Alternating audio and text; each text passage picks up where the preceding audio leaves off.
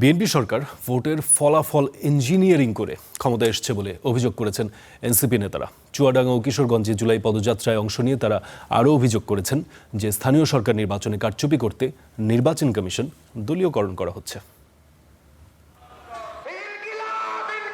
জুলাই গণঅভ্যুত্থানের 2 বছর উদযাপনে জাতীয় নাগরিক পার্টির এই জুলাই পদযাত্রা ও সমাবেশ। সোমবার বিকেলে চুয়াডাঙ্গায় জাতীয় নাগরিক পার্টির জুলাই পদযাত্রা শেষে সমাবেশে যোগ দেয় দলটির কেন্দ্রীয় নেতারা। এ সময় দলটির দক্ষিণাঞ্চলের মুখ্য সংগঠক হাসনাত আব্দুল্লাহ দাবি করেন, সবার আগে বাংলাদেশ এই ধারণা ধারণ করে না বিএনপি সরকার। অন্যান্য সরকার ভোট চুরি করত, এই বিএনপি সরকার ভোটের ফলাফল চুরি করেছে। সবার আগে বাংলাদেশ এই স্লোগানে বিএনপি ধারণ করে না, সবার আগে হচ্ছে রাজনৈতিক দল। সবার আগে বাংলাদেশ স্লোগানের ভিতরে সবার আগে শুধুমাত্র দলীয়করণ। এ সময় এনসিপির সদস্য সচিব আক্তার হোসেন অভিযোগ করেন, স্থানীয় সরকার নির্বাচনে কারচুপি করার অপচেষ্টা চালাচ্ছে বিএনপি।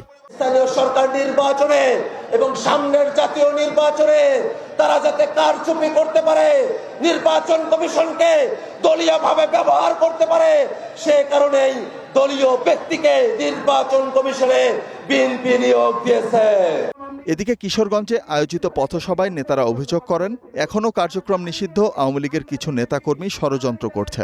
কিশোরগঞ্জবাসী যখন সব গজব থেকে উদ্ধার হয়েছে, ফজু পাগলা নামে এক গজব কিশোরগঞ্জবাসীর উপরে চাপায়া দিছে।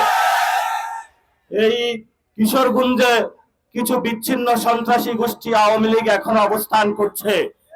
এই সন্ত্রাসী গোষ্ঠীর মুখপাত্র হিসাবে হলো এই ফজলুর রহমান কাজ করছে। আমরা সরকারকে আহ্বান জানাবো, প্রিয় তারেক রহমান, কিশোরগঞ্জবাসীকে উদ্ধার করেন। কেন্দ্রীয় কর্মসূচির অংশ হিসেবে দেশ গড়তে জুলাই জাগরণ স্লোগানে এই পদযাত্রা ও পথসভা করছে এনসিপি। শোভন মাহমুদ খান, স্টার নিউজ।